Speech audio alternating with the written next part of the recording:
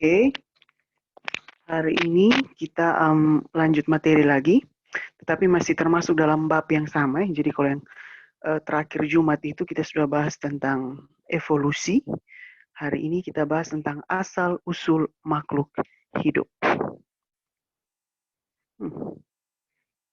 Ya, jadi asal-usul ya kehidupan ya. Jadi kemarin itu evolusi itu berarti makhluk hidupnya sudah ada dan dia berubah-ubah, yaitu berubah secara bertahap dalam jangka waktu yang panjang. Tetapi kalau asal-usul kehidupan ya kita mungkin abaikan prinsip atau konsep yang kita uh, imani selama ini, mungkin kita abaikan dulu untuk sementara dan kita fokus ke cara pandang atau sudut pandang secara sains ya, scientific. Jadi kalau asal-usul kehidupan ya secara saintifik ada prosesnya yang memang uh, belum ada yang tahu pasti, tetapi ada banyak teori yang mendasari itu. Jadi nanti untuk materi ini juga sama kayak evolusi, jadi dia teoritis dan kalian ya cukup menghafal saja juga bisa begitu. Dan nanti kita akan perdalam lagi dengan berbagai macam soal kuis atau tugas yang nantinya akan kalian kerjakan ya begitu. Ya, jadi asal usul kehidupan yang pertama ya kita akan bahas ini. Pertama teori abiogenesis. Nah kalau abiogenesis ingat saja bahwa abiotik artinya tak hidup. Jadi ini menunjukkan bahwa atau mau menjelaskan bahwa uh, teori bahwa asal usul kehidupan itu berasal dari benda mati atau abiotik. Jadi ingat itu ya. Jadi teori abiogenesis dari kata abiotik, benda mati. Jadi makhluk hidup berasal dari benda mati. Nah, dia disebut juga generatio spontanea karena apa? Karena berasal dari benda mati berarti kehidupan itu dianggap terjadi begitu saja secara spontan. Nah, sehingga disebut generatio spontanea. Kita lihat apa di sini. Ya, tidak hidup begitu ya. Contohnya, kita dijelaskan contohnya atau tidak. Oke. Jadi contohnya seperti ini. Aristoteles mengatakan bahwa cacing itu kalau cacing tanah dia berada di tanah sehingga berasal dari tanah. Belatung berasal dari daging busuk. Begitu. Kemudian Anthony van Leeuwenhoek mungkin kalian pernah dengar ya, orang yang menyempurnakan mikroskop, dia ambil satu tetes air di jerami, terus setelah dia amati di bawah mikroskop buatannya, kok ada banyak sekali benda-benda yang bergerak, yang kemudian dia namakan sebagai animalculus atau hewan-hewan kecil. Jadi akhirnya dia menganggap bahwa itu hewan-hewan kecil yang bergerak itu berasal dari air jerami. Begitu. Ya, kemudian kalau ikan ya berasal dari apa? Ikan ya berasal dari air, burung berasal dari udara. Ya paling seperti itu saja. Selebihnya kalian bisa baca di slide ini. Nanti Pak akan posting juga ya. Jadi ini karena dia teoritis, Pak kasih dia punya inti-inti saja supaya kalian hafalnya itu tidak terlalu banyak, tetapi cuma fokus ke dia punya kata kunci tuh. Jadi kalau ada soal pilihan ganda, kalian bisa mengerjakannya seefisien mungkin. Begitu. Nah, kemudian kebalikannya adalah teori biogenesis. Jadi itu tadi ya. Kalau abiogenesis itu kan dipelopori oleh Aristoteles, Anthony van Leeuwenhoek. Kemudian Needham bukan ngidam tapi Needham, Needham. Sorry. Jadi mungkin belum sempat ditaruh di slide. Jadi Needham, kemudian Aristoteles dan Anthony van Leeuwenhoek ya. Itu orang-orang yang mendukung teori abiogenesis. Nah, sekarang teori biogenesis. Nah, teori biogenesis ini kebalikan. Dia adalah teori yang menyatakan bahwa makhluk hidup berasal dari makhluk hidup juga. Begitu. Nah, ada 3 orang yang mensponsori atau memelopori teori ini, yaitu Louis Pasteur, Lazzaro Spallanzani, dan Francisco Redi. Nah, kita akan lihat sama-sama masing-masing ini percobaannya seperti apa. Dan ini juga yang harus kalian hafal dan pahami. Pertama harus Francisco Redi dulu. Ya, Francisco Redi. Jadi kalian bisa baca di ini tampilan, tapi mungkin supaya lebih jelas Pak kasih, mungkin supaya lebih ringkas, Pak jelaskan saja jadi bisa didengar juga. Jadi dia menggunakan 3 toples ya. masing-masing toples dia kasih dengan daging. Jadi satu toples terbuka, satu toples dia tutup dengan kain kasa, satu toples dia tutup rapat. Nah, otomatis pasti yang terbuka itu lalat bisa hinggap tuh, dia bertelur di situ sehingga belatung muncul pada daging yang terbuka. Sedangkan kalau untuk daging yang tertutup otomatis lalat tidak bisa masuk. Jadi dia tidak akan tumbuh belatung. Sedangkan kalau untuk kain kasa, tabung yang atau toples yang ditutup dengan kain kasa, itu lalat masih bisa hinggap, bertelur, tapi kemudian ada telur yang mungkin kecil, ukuran kecil, dia bisa melewati itu pori-pori dari kain kasa, dia bisa jatuh di atas dari daging dan dia pecah menjadi belatung. Sehingga belatung nanti memang ada, tetapi lebih sedikit kalau dibandingkan dengan belatung yang ada di permukaan atas kain kasa. Gitu. Jadi ada beberapa buku yang tetap menganggap bahwa belatung ada di ada di daging tapi lebih sedikit ketimbang dengan yang ada di permukaan atas kain kasa.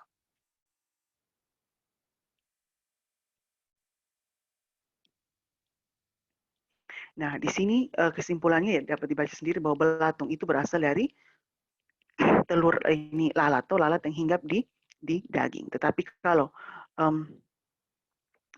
ditutup rapat ya lalat tidak bisa masuk begitu.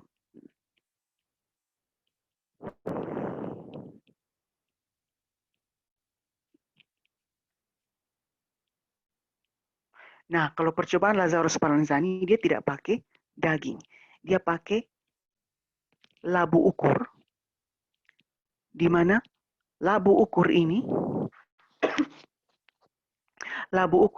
ya bukan labu ukur, sebenarnya labu kaca begitu. Dia pakai dengan apa tuh namanya air kaldu. Jadi air kaldu yang satu dia tutup dan yang satu dia biarkan terbuka. Nah pasti lama kelamaan yang terbuka itu akan keruh. Keruh karena apa? Terkontaminasi oleh mikroorganisme yang dibawa oleh udara. Jadi pertama itu air kaldunya dia kasih panas dulu, kasih mati dulu itu ini mikroorganisme yang mungkin saja sudah ada memang di itu kaldu toh. Dia kasih panas habis, terus dia dinginkan. Dia dinginkan, kemudian yang satunya dia tutup rapat, yang satunya dia tidak tutup. Yang tutup rapat tidak akan terkena dengan udara, berarti otomatis tidak ada mikroorganisme yang akan masuk. Tetapi kalau yang dibiarkan terbuka, udara bisa masuk, bisa saja membawa serta mikroorganisme. Sehingga yang terbuka yang akan lebih keruh. Jadi keruh itu tandanya bahwa air kaldunya sudah rusak. Rusak oleh kontaminasi mikroorganisme.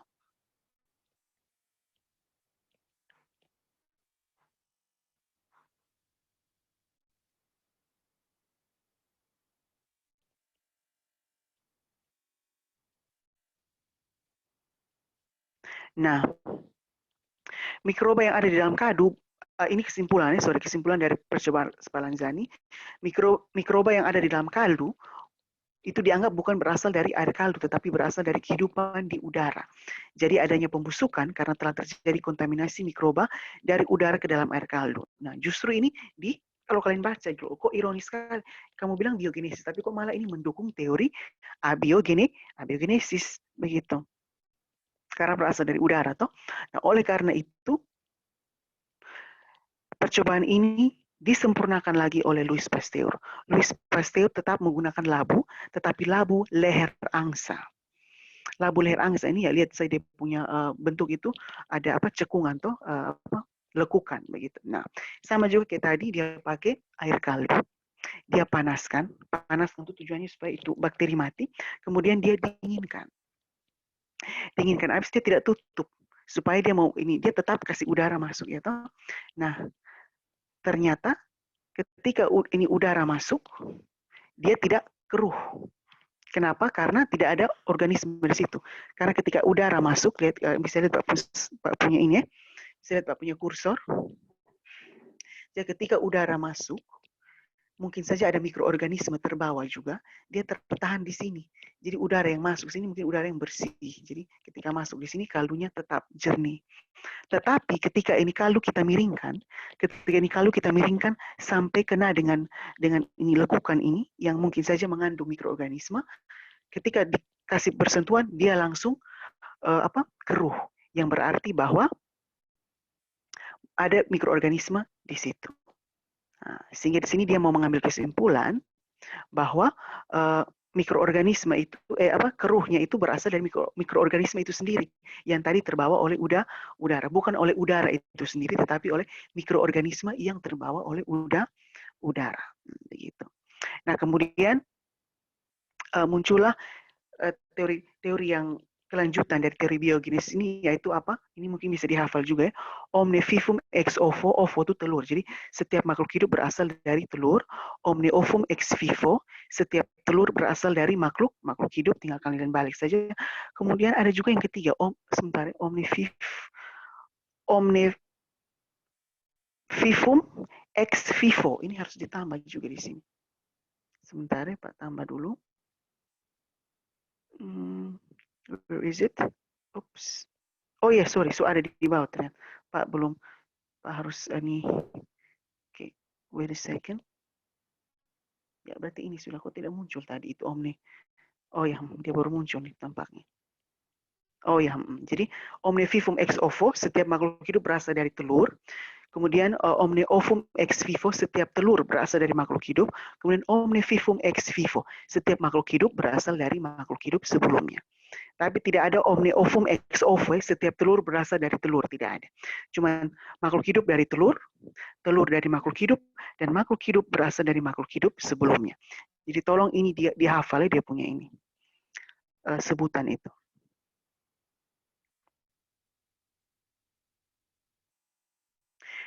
Nah, kemudian ada teori yang berikutnya, itu teori evolusi kimia. Jadi teori evolusi kimia itu pada dasarnya mau menyatakan bahwa ya sebenarnya ini ya kalau kita lihat di sini, makhluk yang terbentuk pertama kali di bumi berupa makhluk bersel satu. Selanjutnya makhluk tersebut mengalami evolusi menjadi berbagai jenis makhluk hidup. Oke, ini pengantar saja, tapi ini bukan teori evolusi kimia. Karena evolusi kimia berarti gini, kalian ingat saja, teori evolusi kimia itu bahwa makhluk hidup berasal dari senyawa anorganik yang berubah menjadi senyawa organik. Itu dulu dia punya pahami. Jadi senyawa-senyawa anorganik seperti apa, kayak ya termasuk unsur-unsur juga, itu mereka akan membentuk senyawa organik dulu. Nah, ini yang mendukung ini adalah Harold Urey dan Stanley Miller. Nah, kalau Harold Urey itu beda antara mereka berdua. Sebenarnya mereka dua sama pahamnya teori evolusi kimia. Bedanya adalah Harold Urey cuma omong saja, berteori saja. Stanley Miller yang kemudian menggunakan teori dari Harold Urey, lalu dia eksperimenkan itu. Dia pakai percobaan. Nah, jadi Pak ulangi lagi, kedua ini mendukung teori evolusi kimia, tapi Harold Urey dia hanya berteori saja, mengemukakan itu teori, tetapi Stanley Miller dia yang melakukan percobaan itu.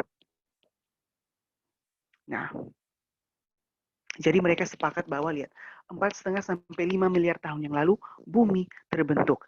Dan pada waktu itu suhunya masih sangat-sangat panas. Dan bumi waktu itu juga masih dalam kondisi cairan, lautan yang karena panas jadi dia menguap begitu.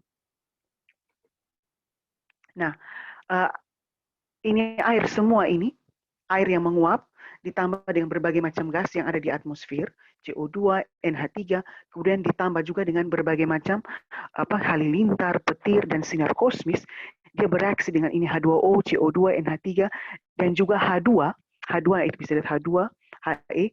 Ini oksigen belum ada, jadi tolong ini Pak, oke Pak bisa hapus tidak ini? Sebenarnya oksigen belum ada, bisa dihapus tidak ini? Oh tidak bisa ya, oke. Ingat jadi dengar Pak punya ini, jadi mohon maaf ini slide-nya seharusnya Pak harus periksa dulu. Jadi ingat kalau untuk teori evolusi kimia, pada dasarnya bahwa bumi itu masih cairan, lautan yang panas, sehingga airnya menguap. Nah, airnya menguap, kemudian bersama-sama dengan gas-gas lain yang ada di atmosfer seperti apa? CO2, oh, sorry ini Pak, kasih tanda saja. Dia itu sebenarnya yang ada di atmosfer adalah CO2, NH3, dan H2. Ya oke, bolehlah juga dengan He, gas A ini, argon ya, argon. Gas apa itu Pak? Lupa air. Nitrogen boleh, nitrogen, but not oksigen. Pada awal evolusi, pada awal ini asal usul makhluk hidup, oksigen belum terbentuk. Oksigen itu munculnya belakangan. Masih H2O, CO2, NH3, H2 yang paling utama, baru kemudian ada N2, AR, He, helium, baru yang paling terakhir oksigen muncul. Ingat itu baik-baik ya. Nah, ini gas-gas yang ada di atmosfer bersama-sama dengan air yang sudah menguap tadi dari lautan, mereka akan bereaksi melalui petir, halilintar, sinar kosmis, yang kemudian hasil reaksi inilah yang membentuk senyawa organik yang pertama. Kalau ini kan senyawa anorganik semua, atau N2, CO2, NH3 dianggap anorganik semua. Nah, ketika mereka bereaksi dengan itu halilintar, petir, sinar kosmis, dia kemudian bereaksi dan hasilnya adalah membentuk senyawa organik. Mungkin seperti asam amino, asam lemak, apalagi asam amino, asam lemak, gliserol, glukosa, itu kan asam-asam senyawa-senyawa organik toh. Nah, itulah yang terbentuk dari hasil reaksi gas-gas tadi dengan petir dan sinar kosmis dan halilintar.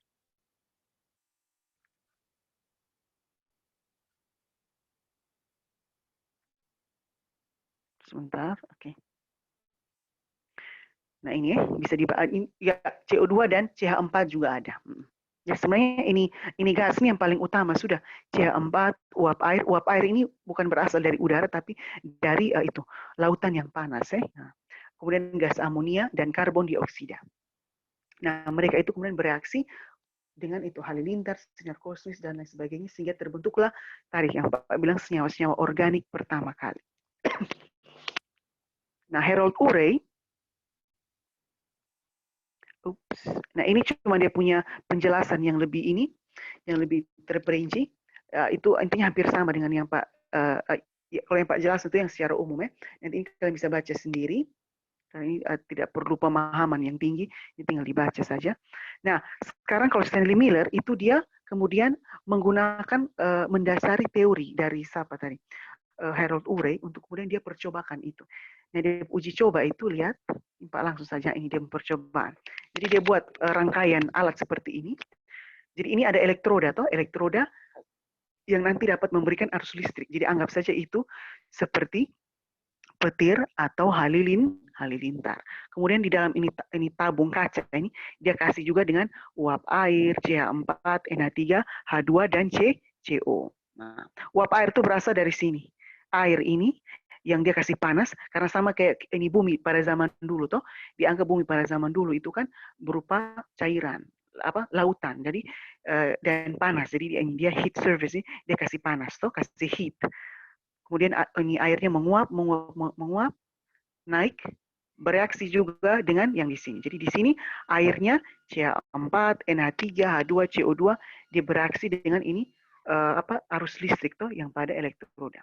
Ketika mereka bereaksi, mereka turun ke sini mengalami pengembunan, suhunya menurun, terus ditampung di sini. Nah, di bawah ini bisa lihat Pak kursor ya. Nah, ketika ini cairan ini yang sudah terkumpul sini diambil dan diamati, ternyata mengandung senyawa-senyawa organik sederhana seperti yang tadi asam amino, asam lemak, gliserol, bahkan juga senyawa-senyawa nukleotida kayak adenin, guanin, apa semua glukosa terus ribosa yang gula-gula pentosa tuh. Nah, ternyata itu semua terkandung di cairan yang sudah terkumpul di bawah sini. Jadi Pak ulangi dari air naik uap air, kemudian sampai di sini uap air dengan CH4, NH3, H2O, CO2, ini gas-gas ini yang mewakili atmosfer pada zaman dulu atau pada zaman purba, ya toh. Kemudian elektroda ini menghasilkan arus listrik mewakili itu yang tadi Pak bilang petir, halilintar, sinar kosmis, ya toh. Nah, itu yang kemudian bereaksi turun di bawah ini kondenser ini dia pengembunan suhunya dikasih turun, kemudian dia sampai ke sini ditampung dan ketika diamati mengandung senyawa-senyawa organik. Jadi itulah pembatasan dari teori evolusi kimia. Di teori evolusi kimia bahwa senyawa anorganik berkembang atau ini membentuk senyawa organik. Nah, ini dia punya tampilan lain.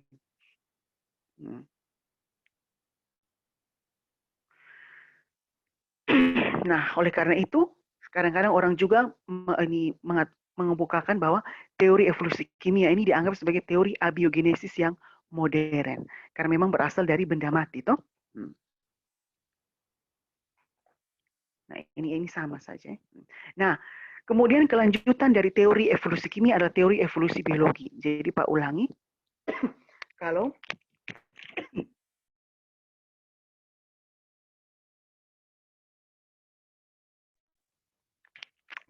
teori evolusi kimia itu senyawa anorganik menjadi senyawa organik.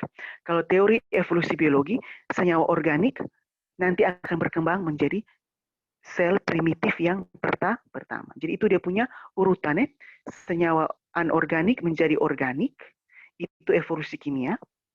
Terus senyawa organik tadi menjadi sel primitif pertama, itu teori evolusi biologi.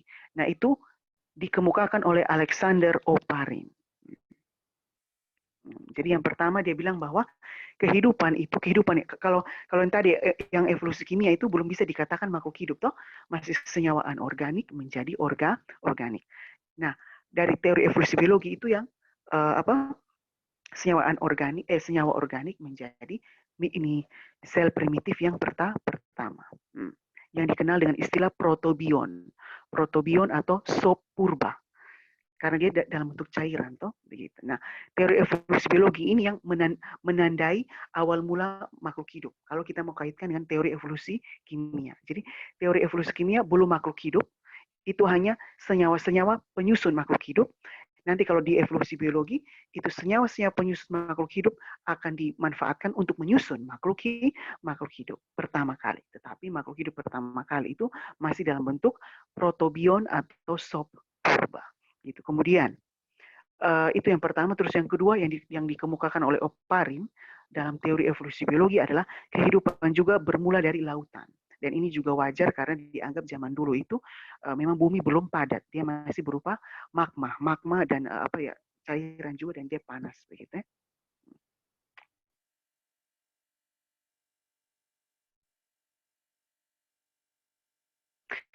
Nah, ini tipe-tipe protobion ya, bisa dibaca saja di situ. Nanti kalau tidak jelas baru bisa tanya Pak. Ya, paling nanti Pak akan tanya, koaservat itu berupa apa? Mikrosfer berupa apa? Liposom berupa apa? Kalau liposom berarti lipidnya, berarti dia pasti ada lipidnya.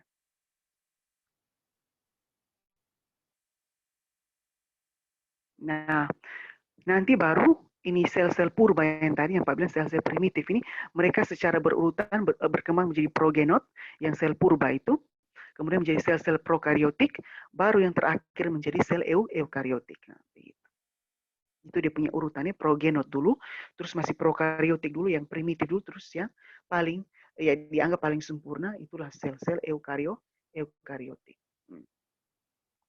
Nah, ini demikian untuk teori evolusi biologi.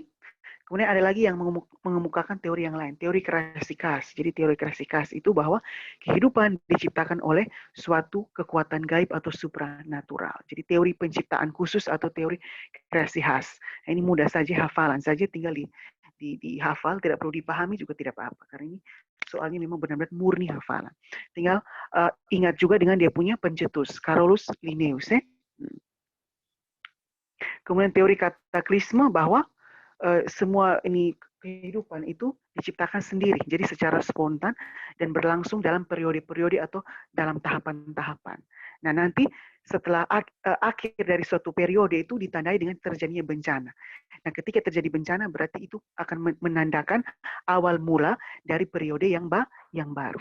Yang dimana periode yang baru ini akan memunculkan spesies yang baru. Nah, ini oleh Cuvier. Nah, ini kayaknya sama dengan yang sebelumnya ini. Apa tuh toh? Evolusi ini yang ini kelas ini apa KBM yang kemarin, video yang kemarin. Kemudian kosmozoan atau panspermia itu menyatakan bahwa kehidupan yang ada di planet bumi berasal dari suatu cairan yang disebut dengan protoplasma yang membentuk spora-spora kehidupan. Nah, spora kehidupan ini mencapai permukaan bumi dan berasal dari alam semesta. Jadi sama kayak mereka menganggap bahwa dulu itu ada meteor jatuh ke bumi dan di dalam itu meteor itu ada ya spora-spora kehidupan. Nah, akhirnya itu spora-spora kehidupan mencemari bumi, istilahnya mencemari dalam tanda petik. Ya kemudian spora-spora kehidupan itu kemudian ya berevolusi menjadi makhluk hidup yang ada sekarang ini. Nah, pelopornya adalah Arrhenius. Yang mungkin juga kalian sudah ini apa di kimia. Oke, jadi mungkin untuk hari ini saja. Jadi memang tidak terlalu lama. Jadi Pak awalnya Pak mau rekam satu kali dengan evolusi, tetapi nanti terlalu panjang. Meskipun memang sih kan kalian bisa pause dan ini, tapi biar Pak kasih pisah-pisah saja supaya mungkin pembelajarannya lebih ini lebih terstruktur dan juga untuk Pak pertanggungjawaban ke sekolah atau ke orang tua. Jadi ya istilahnya biar Pak rekamnya beda-beda saja. Jadi memang mohon maaf untuk sementara memang Pak belum bisa memberikan ini kelas online secara interaktif. Jadi atau secara sinkronus itu dia istilah.